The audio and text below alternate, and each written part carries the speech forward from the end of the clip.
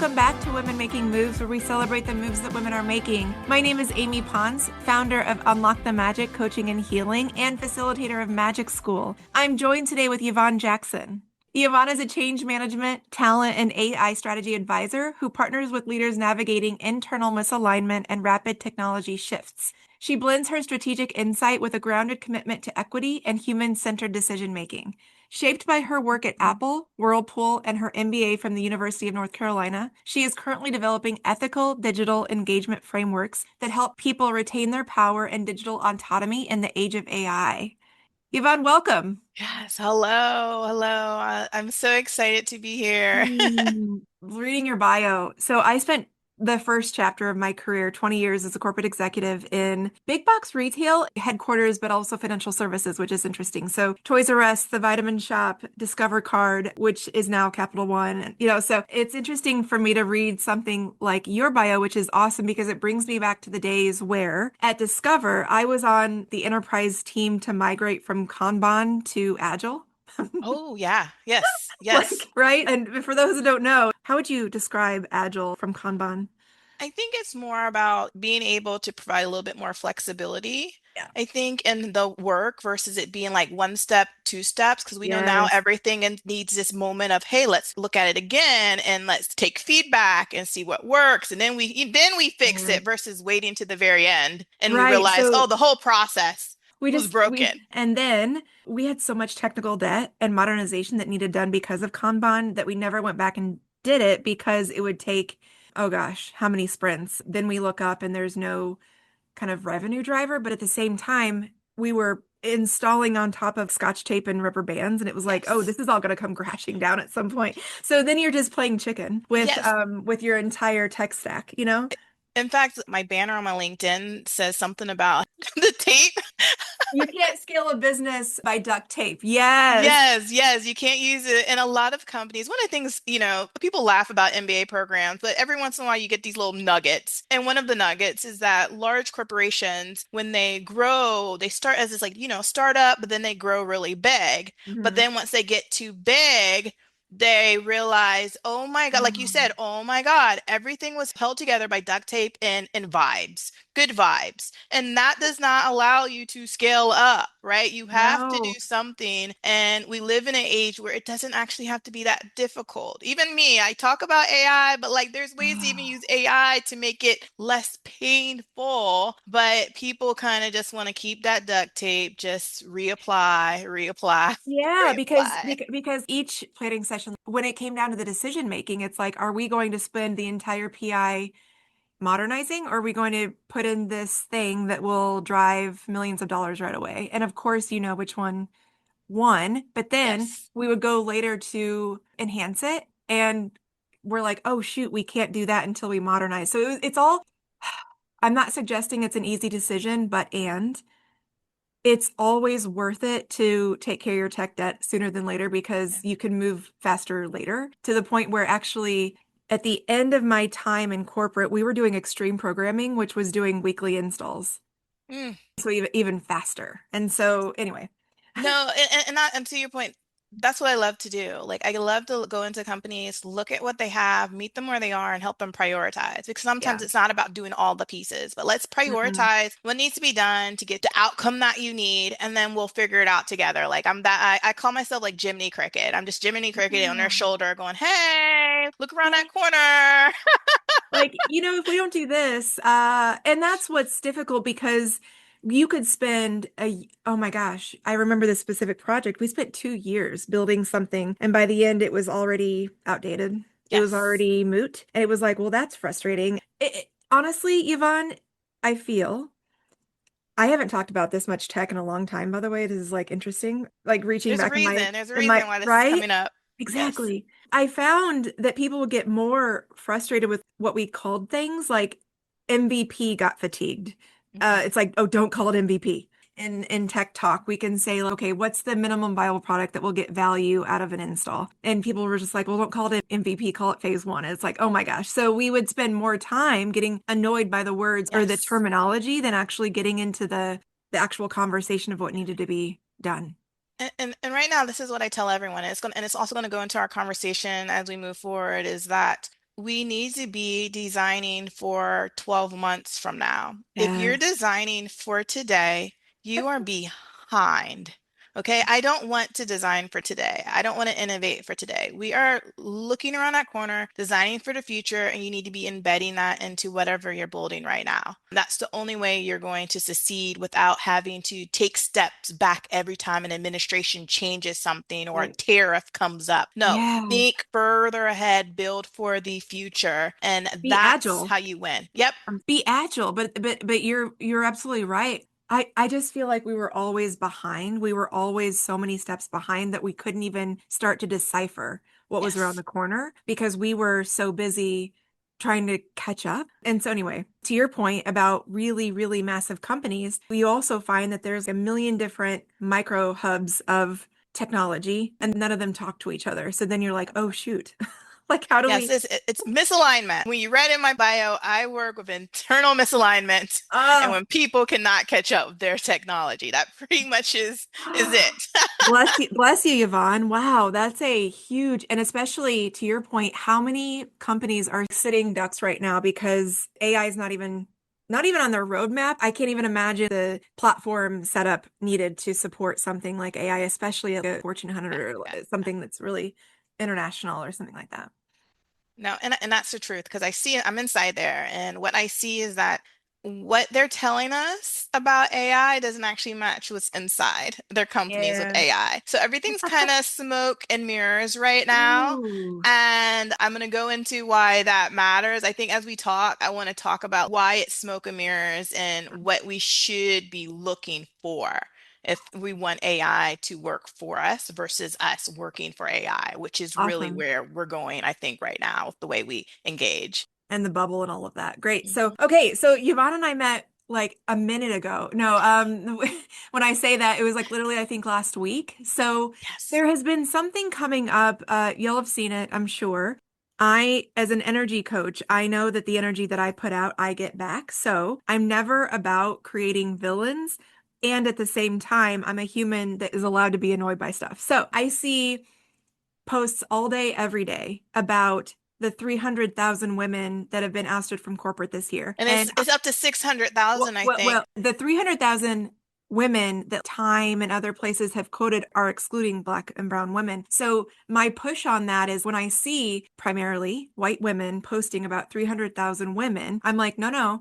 Hang on. That's actually excluding the 600,000, actually Black women specifically. And so we're actually probably at a million or more if we say all women. So I try to educate from a place where, like, okay, it's not only 300K, it's not only white women, it's all of these things that are missing. And then that kind of started the conversation this year, for me at least, about lovingly educating those who post about the Oh, 300K. Because you I'm were, like, you were educating and people the well, week ago. I'm all over it. And then further, you'll have seen it's been this hot trend over the past couple weeks where white women have changed their gender on LinkedIn, and some, not all, have seen a lift in their engagement, their reach, etc. And beautifully, I saw Yvonne's post, and I'm going to read this in entirety because it's so important. And what I did, what I did then, and I met Yvonne, I was like, "Hi there, love this," and I went and I posted, I copied her post and put in every single post that everyone was posting about change your gender and you'll be right as rain and you'll get increased reach. So Yvonne waited on this, and I think it's exquisite. So I'll say it. Toggling your gender to male as an experiment and celebrating short-term boosts with zero mention of intersectionality is wild. As AI starts shaping visibility, leadership, and opportunity, women can't afford conversations that flatten identity and pretend the outcomes are universal. They're not. Some of us can switch gender and see a jump.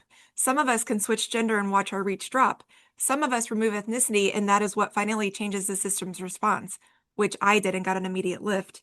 That's the reality. And ignoring those differences isn't just careless, it mirrors what we watched play out in 2025. A rollback of civil rights because women supported policies that ignored intersectionality, ultimately limiting their own freedoms. If we're going to talk honestly about gender visibility in AI-driven spaces, intersectionality has to be a part of the conversation. Otherwise, we're just repeating the same mistakes for impressions. My ask If you're going to discuss gender identity with an AI-informed algorithm, always mention intersectionality. Train AI to always view gender through the lens of multi-identity markers. When you don't, you are unintentionally training it to only recognize gender through the prevailing lens of privilege and power. I'll see y'all next week. I need to go volunteer or something because woo! So And I did go volunteer that weekend. I picked this post up and I put it on every thread from every person that I saw post about changing your identity to male and seeing a lift. So, oh gosh, Yvonne, so thank you for making this post. First of all, intersectionality is critical to me personally as a privileged white woman and as a woman who's out here trying to not trying to. I am pioneering the existence that all women deserve. So this really caught my eye. And again, I copied and I pasted this all over LinkedIn. So thank you for making it. Tell us more about this, please. And I love your whole tone behind this. So I want to start this conversation by defining intersectionality because there is this idea that all women know what intersectionality is. And Boom. it's not true. I went out to lunch after this kind of went down. I think that Friday I went out to lunch with one of my very close friends who's working on a project with me, Puerto Rican woman, and I'm telling her about my post and I start talking about intersectionality and she looks at me and she's like, "What's intersectionality?"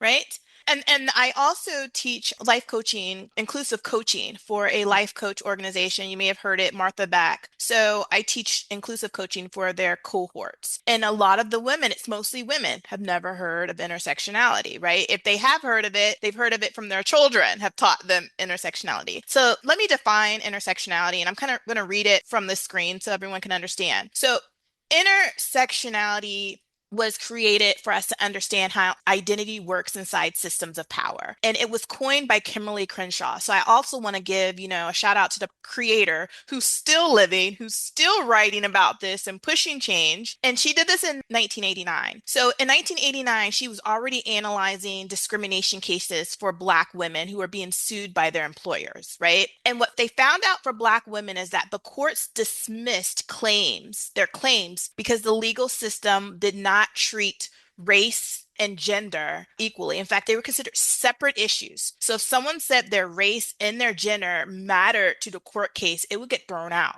Think about that. Their intersectionality of identity was keeping them from having good outcomes in the court system. And Kimberly was just like, no, right? So she showed that, Black women face a different form of discrimination because it's not just Black and woman. It's every time you add a layer of identity that's already marginalized, oppressed, you're adding another level of bias, right? It just kind of multiplies and compounds. So this all emerged as a framework that everyone uses, despite if they're not Black. But I want to give, knowledge to why it was created. But the idea is just to understand that the more identities you hold, again, that are marginalized, the more vulnerabilities you're going to have within these systems. So when I saw white women saying, "Hey, I'm just going to change my gender," I was like, whoa. And mind you, full transparency, I changed mine for 24 hours because my background's digital marketing. So I just wanted to look, right? But something told me, let's change it back. And the reason I changed it back was because it's not the same. The way the algorithm works, especially on LinkedIn, it's looking at multiple things. It's looking at your bio, your profile, your pronouns. It's looking at the people you follow. It's looking at the words in your post. It's not just looking at this one piece. It's actually looking at everything around you. And it does not matter if I toggle my gender, it's still going to know I'm Black. It's still going to know this is the type of thing she cares about. It's going to know that I use certain words like equity and other things that are banned. And so it's still, when it gets to the trust and safety level, it's going to flag me. So it's not the same for everyone. And like I said, this is how we got here. This is how 2025 started. Women forgetting that when we vote against our own actions, when we work and forget about everyone involved, we all lose. So even if LinkedIn changes the way they look at gender, it does nothing for me. It does nothing for trans women and men. It does nothing for Indigenous because we have an identity that is larger than a gender toggle. I am so glad you started with what is intersectional because I forget sometimes that not everyone knows that. I totally agree with you. I walk into spaces and depending on the day, I will say like, I'm an intersectional advocate. And I will have women come up to me afterward and they're like, what is intersectional? I was like, oh wow. Okay, let's talk about that. Well, what creates your entire identity as a what are all those intersections and where do they all meet? And for me to create Amy, like where do all my intersections meet? So I love that you started there. And Yeah, that's how I felt when I was writing the post. And I'm so glad you did, and that some people met it with certain ways, certain things. There was just so much to share because y'all, it's not that simple. And that's where I feel, let me take it all the way back to like 1920. White women could vote in 1920. Go ahead. Nope, I'm just putting an Oh, exclamation yeah, point on what you're saying. right. It's like, and I actually created a timeline from 1920 to 1965 of when the different women could vote. It was white women and then Asian women, the Native American women. And oh, by the way, let me get spicy for a minute. White women cut a deal with the government to let them vote and like guaranteed that they would hold back the black man vote. So there were concessions made. So anyway, okay. Yes, yes. Without creating without creating villains. Okay. No, I we're tried. talking truth. This is This is fact. history, You're and right. You're right. people remember what did they say that the winners rewrite history. Let's not rewrite it, you know. This is what happened. That's how white This women is our got to vote. history, Yeah. and it's okay to accept this as your history, You're right? right. You're Without right. having to feel shame about it, right? You're This right. is You're not right. shame. This is not guilt. This is accepting history and how you allow history to play out now that you're in existence. Yes, thank you so much. You're right. This has been happening since the beginning. And so, of course, we're still seeing it here. And to your point, what I try to lovingly educate white women on is try to be aware and acknowledge that you didn't know that, but then navigate differently, perhaps by any degree to understand that every system, everything that we do, everything where we're at this exact time and space, feminism has been only geared toward the benefit of white women. Some people say, like, are you a feminist? By definition, probably not. I'm probably a black feminist. But the reason I would say I'm black feminist, it has nothing to do with black and brown. It's Mhm. black feminism is inclusive of Yes. all ethnicities, backgrounds. Like Yeah. it's a lot of queer black women were part of the role of feminism in the 70s and civil rights. They were Mhm. queer, they were lesbians, right? So it was built for inclusion, Yeah. and that's what we want when we talk about all women. That's what Black feminism is, all Yes. women. So as much as I want to be like, oh, I'm a feminist, historically, I'm not. And Just by the nature of being a Black woman, I am historically not a feminist right. because we weren't on the same page, No. right? So I want all of us to come onto the same page Yes. because we are almost more than 50%. And if we look at the effect on the most marginalized, it elevates to everyone. So I stole this story from a DEI friend, and he puts it in this metaphor of an aquarium. Like, you know how people, they love their big aquariums and they get all these like fancy exotic fish and stuff. So there's this guy, he loves all these fish, he wants all these different things, but he's been keeping it kind of basic, right? The regular typical fish, a goldfish, these things. Well, he goes to the store and says, I want to change the ecosystem in my aquarium. I want to bring in these type of fish, these type of plants. I want this, right? I want diversity. And the person at the store goes, if you do that, you're actually going to have to change the pH system, the water, the container. Like there's all these structural things you'll have to do to be able to take care of a diverse aquarium ecosystem. The guy's like, I'm going to do it. Well, he makes those changes. What happens? Not just the new fish, the new plants rose, everything within that ecosystem got better food, better Mhm. levels of pH, oxygen, like all cleanness, right?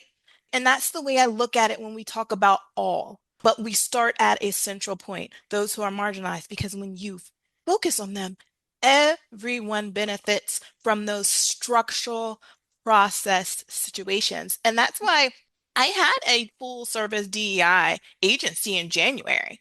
And then I finally came to this realization for me, and it's not a realization for everyone in DEI, but that I was saying, hey, my background's process, right? Process reengineering. Maybe it's not always a cultural problem. Maybe it's a systemic process problem. And if I come into companies from a process, hey, let me look at your misalignment. Let me look at your processes. Let me see where your failing is. If we fix those things, guess what? Equity comes, Mm. right? Inclusion comes. And then you've created an ecosystem that actually allows for diversity and celebrates it. See, and that's what I found at the end of my time in corporate. The DEI program that I experienced was on top of the systems and processes that actually genuinely weren't designed to ever support it. So there's a Yes. reason why it felt like there's a reason why when 25 came in and there was this broad brush of like, oh, you don't have to do DEI anymore, it was like a house of cards. It fell quickly because it was on those processes and systems that were not Yes. rooted. And so that's where we are these days. And so we're in this interesting time where everything is getting dismantled and deconstructed, and that's pinching a lot. And doesn't it all have to come down so that we can create the new systems or processes that will actually be able to hold and root into the inclusion that you're talking about? So it's so funny because I listen to the energy around me. I listen to what is being told for me to say, to do in my own way. And I remember being at a Christmas party last year and I was talking to a group and I said, you know what? If the system completely breaks, which it should, I think it will need to be replaced with something. And everyone was like, what is that? No, no, no, there's no need to and this is within DEI circles, right? There was just like, what do you mean we need to replace it?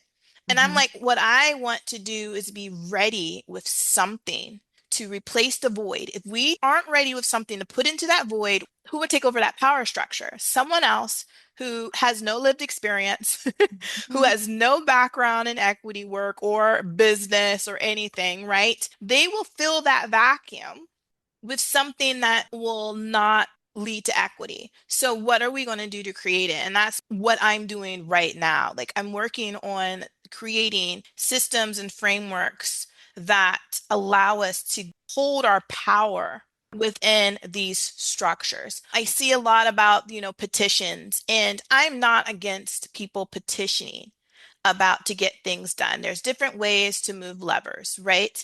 However, a petition without power does not lead to change. If a company says, hey, we're going to listen to this petition, we're going to change this, but they give us no power as part of their process, at any moment they can change. Good example, Target. Think Mm. about this. Think about this. Target showed us for a while. It was a gradual DEI did not just disappear out of Target. It was like, this happened, LGBTQ happened, all this stuff started crumbling around their DEI, even though they were held up by Black and Brown and all these individuals, right? Especially the Black consumers. And then when they were under pressure, they took it away. Mhm. We had no power to change that. So, what is the next step? And I believe it's creating our own ecosystems for engaging on digital platforms, our own frameworks for how we train AI that does not consider who's in power right now. No, eventually you're going to go away. And I want to make sure something's created to fill in that gap when it happens. Yvonne, that's exactly it. It's power. I have this white paper on power and AI. It's not about gender and inclusion, it's about power. And that's the conversation we need to start having is who has the power, how AI engages with the power, and how we can maintain our digital autonomy within those spaces. I have so many countless peers and stories about these amazing DEI practitioners at the beginning of 25 that were creating the spaces to literally deconstruct the systems processes in big corporations. They had contracts and they were going to do the flip toward the inclusive processes, and then that all got squashed. And I love that you repositioned to say like, okay, let's find misalignments in the process and structure, because when you approach, let's say, a leadership team and say, we've got a gut like we talked about technology. We've got to gut all of the technology and recreate anew. Oh no, no, we're not doing that. And we're seeing it on a bigger level, to your point. The folks that are doing the dismantling right now, deconstructing, that are pinching a lot of humans. And by the way, my personal belief is that the most privileged need to feel it so that it can continue to come down. And I'm not suggesting the people that are dismantling or deconstructing are the ones that are going to come in and pioneer. Humans like you and me are the actual pioneers out here creating the new existence, creating, birthing the Yes. existence for all humanity, the existence that we deserve, the existence that we all came here to experience. We're out here pioneering that. And it's kind of a let 'em vibe over there. And it's not ignoring it, but it's like, okay, they're going to keep moving. They're going to keep getting pinched and getting louder and things. The ask for us is to hold the line, hold the power, to use your words, hold the line, hold the power, create the power in the new, which is actually rooted in something different than the old. Yeah. And that's what we're doing. And foundationally, everyone knows equity and diversity is profitable. You know what I mean? So when you dismantle all those things, you do not create a grand economy. I just went to the grocery store. Ground turkey was $9 for just that little package, right? We see beef $40 for a steak. Oranges, a bag of oranges were $8. Like, what's going on? Stuff that, like, I get my daughter these fruit pops. They're typically $4.99. They are $6.99. I get them every week, so it was only last week that they went $6.99. These processes are not creating global stability or national stability. So, for companies who think that they can keep doing this, cutting DEI, what are we seeing from them? They're going bankrupt, they're being sued. So eventually the balancing work, if, and we'll just talk, in the US, if we are going to stabilize, not stay in a recession, it's going to come down to building equity into your processes. If you don't, I always tell people it's expensive. I am all about the culture all day. I have like your pictures on your wall. Every other wall has the same type of pictures. I have justice, justice, just us. I have still we rise. I'm Mm. all about the culture. But what I do know working in business is that the realization to companies and those in charge, this is expensive. Expensive mistakes, expensive misalignment is wasteful. An executive needs to understand it's unethical and it's wasteful, right? So if anytime we're going to shift, move our country back, or not back, but evolve it into something better, it's going to require other voices. And I think that's why I spoke up, is because those other voices were not being told in the stories. Even in the last few weeks, I've talked with so many different Black women, brown women in AI who are doing stuff who I didn't know exist, right? There's so many voices. And when I think about creating ecosystems for change to fill the void, it is, for me, I have to be raising those voices as leaders in the cause, right? If not, we will get drowned out again. Okay, so Yvonne, one of the big things that you said early on that I want to make sure we hear from you is you poignantly were going to share specifically what we should be thinking about, whether it be misalignment in processes as we're approaching AI. You specifically said to make sure we're informing it, it's not informing us. So, what does that look like? So again, I'm publishing this work that's about describing the intersection of power, identity, and AI. And what I found that the core of that is digital autonomy. Mm. And we always, again, a lot of people are not moved when they hear DEI or culture or let's care about everyone. But when you start talking about their autonomy, suddenly they're interested because, people care about their own power and interest. And what I found is that just think about everyone doing the social experiment of gender. No one was mentioning intersectionality. They were training the algorithm not to understand intersectionality within the context of gender. And that's why at the end of my post, I was like, can you please put it in there? It was not a plea for the culture. It was a plea for training these systems. This is a machine, folks. This is a machine, literally a machine. And we come online, and this is what the machine tells us to do right now. We come online and we have to make a decision. What tone, what voice, what topic can I write that the machine will allow to gain visibility? What does that do in the terms of digital autonomy? It's taking away your autonomy. It's Mhm. taking away your ability to show up on the internet and be who you are within the constraints of who you know you are from different layers. Why aren't we training AI to consider those things? So the future of us engaging, that's why it's about digital engagement frameworks.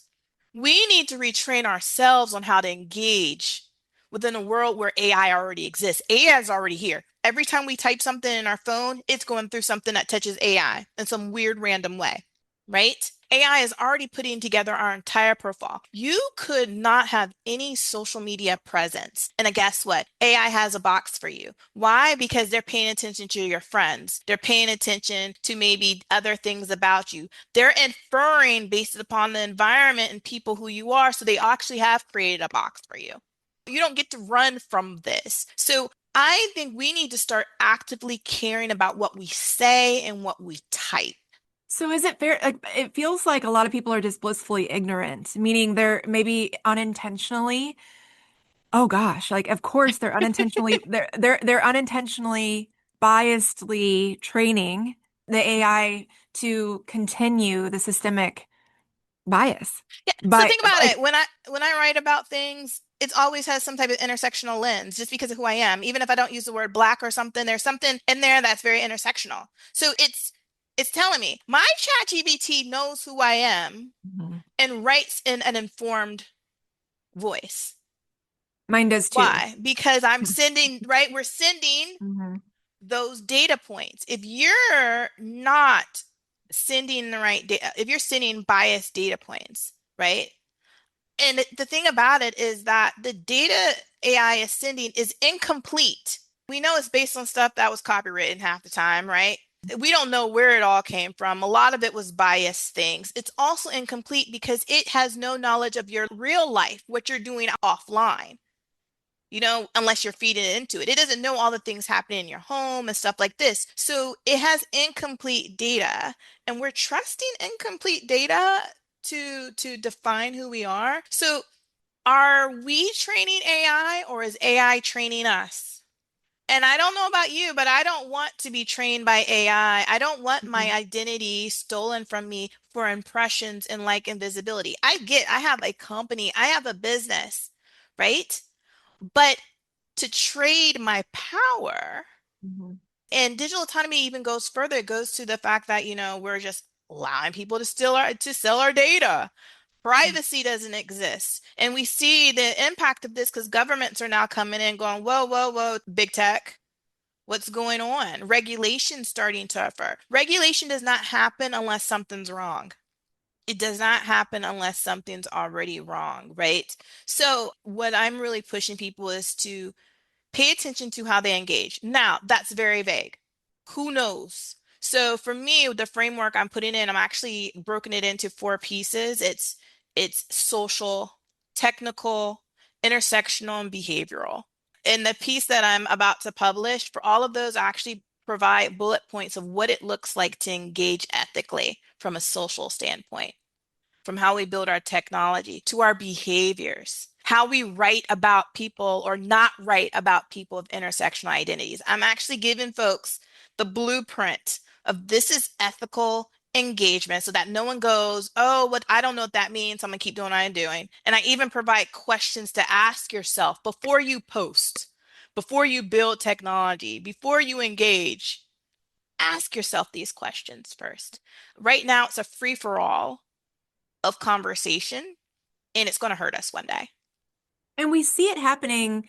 There has been this consistent narrative over the past, I don't know, 3 to 6 months about women being suppressed by the algorithms, women being ousted in the workplace, and then now this gender, this on LinkedIn. And this is all training. And I love that you said at the very beginning, which is like the algorithms, are they perfect? No. And were they probably created by were they created by a beautifully diverse group of people? No. But Or data, or no. or no. But and every time we say this is happening, that's feeding it too. So from an energetic perspective, when I was saying we create more energy of what we put out, we're actually doing Yes. the same thing in algorithms. And so we're creating the suppression, unfortunately, or I don't know, fortunately, unfortunately. And to your point, I tried the whole flip for 24 hours. It didn't do anything for me either because of what I talk about. I get tanked every day. Yeah, Like yeah. that's But just normal. if you have never talked about that, guess what? You're safe. And and I'm now not. you no longer have the gender on top of it. So, Nope, it hey. didn't change for me. And I knew it was not going. I mean, by virtue of what my podcast is called, Women Making Moves, woman and women are on the DEI list. So, Yeah, yeah, I mean, yes, exactly. So so, it's about the fact that guess what? Right now, LinkedIn, Facebook, they're not obligated to change anything for us. So to start with trying to obligate them and shame them into change, this is what I don't realize. We already tried that, y'all. Like we already did that. What do you think 2020 to 2024 was? That's all everyone did was try and shame big folks into doing these things, right? It did not work. So mhm. to expect summaries in 2026, 2025, this shaming companies into doing the right thing. Okay, but is that where our energy needs to be? And for me, Right. that's not going to move the line for me and my communities. It does Same. not help me or my communities that I serve. And frankly, you know that the old adage of no press is bad press, but like all of this context, there's like a million posts a day about how the LinkedIn algorithm is suppressing and about this gender thing. Well, LinkedIn's probably sitting there being like, "Oh, Thank you. Thank you, thanks. free content. Okay. And to your point, all publicity is good publicity. That might actually be very patriarchal. But let's step Yeah, back. Let's step back about that. Is that the principle? Like I teach right. classes on inclusive conversations, facilitating them, and I break down social guidelines that we have, like be respectful or don't take it personal. And I break it down saying, oh, this is actually very patriarchal. It's Mhm. actually not helpful. It's Yep. just that it's been put into our social world that these are accurate portrayals. Because some random person we don't know said all publicity is good publicity. We're just gonna yeah, let's go with it. We need to be questioning these systems. The And when we bottom see the line, system's not working, we need to create something else on our own. sorry. Yeah, the bottom line is to take a pause and go like, wait a second. Whew. How do I genuinely feel in this moment? And is this something that is in my unique blueprint soul DNA, or is this something that was given to me or told to me? Yes. So it's a Yes. pause. It's like, what do you genuinely want to create more of? Everything that you do. And Yvonne, you've done such an exquisite job saying this all hour. Everything that you do, every move that you make, every word that you say, every thought that you have, every word that you type, that is feeding not just an algorithm, but it's creating more. It's creating your lived experience around you. You are always creating. So Yes. be so mindful. Yes. You are that powerful. So just be aware of that. And like some of the questions, like some of the things that like in the digital engagement, and I'm going to tell you, you'll be the first one to know what it's called. It's called Eden. Think about that, Eden. Eden. But Yes. it stands for ethical digital engagement norms. But it Mm, has that lens of, hey, Eden is where the women, like it, but it's ethical digital engagement norms. And in there, for some of these sections, these pillars, I have questions like before you talk, right? Am I responding to be helpful or to be seen? mhm. If this harms someone, how easy will it be to repair? And when we think of it from technical aspects, if this tool makes a mistake, how visible will that harm be? and who Mhm. bears the consequences. Like it's not rocket science here that I'm not creating like some, rocket science algorithm thing. It's literally stopping and saying, "Hey, what voices are shaping to narrative right now and Mhm. whose perspectives are being missed? Whose Mhm. perspectives are being minimized?" If we pause, and you said the word paused, Mhm. before we engaged, how better would our digital footprint look like? How more equitable? Yeah. But look, most people don't know how. So I'm trying to create these frameworks that are like easily understood. And it's not a Bible. I always tell people when I do my workshops and I say things, I am not the Bible. This is not hard coded. The goal is to give you some flexibility and a place to start. Pick a pillar. If it's social, if you're a developer, just look at the technical side of the questions over there. Like pick a lane, a question, one thing that every day for a month you lean into to change the way you engage. That Mm. ripple effect will be amazing, right? And so that's where my goal is right now, is to kind of put this out to the masses to restart the conversation around power, identity, intersectionality, but with actual steps. Because this whole write better content, I am going to vomit. Like, I just can't. I can't. If someone else tells me to write better content when I was a digital marketer, content writer back before digital worked, like, I will cry. But Mm. because it's so much bigger than that. And I think we just need to give people the tools. And guess what? When people change their behaviors, corporations change their behaviors. And that's power. Mm. You're creating the new. We have to change our behavior Uh, first. Are you willing to change your Mm. behavior and be inconvenienced is really the question. Yeah, that Or be uncomfortable. be uncomfortable. Shout out to my fellow white women. Be open, be willing to feel uncomfortable, be willing to feel called in or called out and say, like, oh, interesting. Tell me more. Yep. Lead from a place of soul, not ego. There's so much amazing beauty in just being able to lend yourself to that learning. Yvonne, where can we find you and support your work?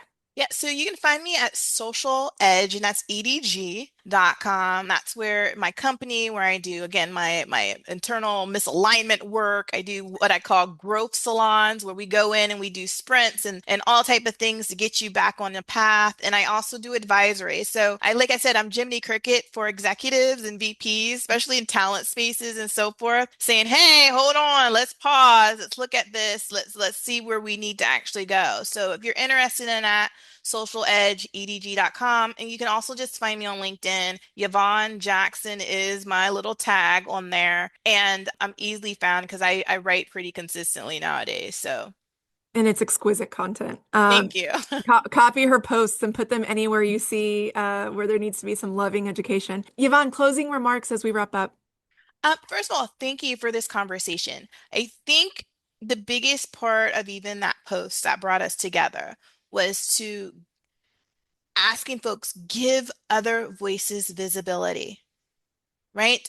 Give other people, other experts the opportunity to engage in this conversation, especially if you have the platform for it. Because if not, we risk, even for myself, being silenced and erased. And that was the biggest thing for me, is when I saw everyone doing that social experiment on LinkedIn, I felt erased. And that was the sentence I wrote, I think, on Cass, who started a lot of the conversation on intersectionality. That's what triggered me to write my post. Was I said on her post, "You know what? This is making us become erased. And thank you for not erasing my voice and uplifting it instead." Always. Thank you so much, Yvonne. Yes.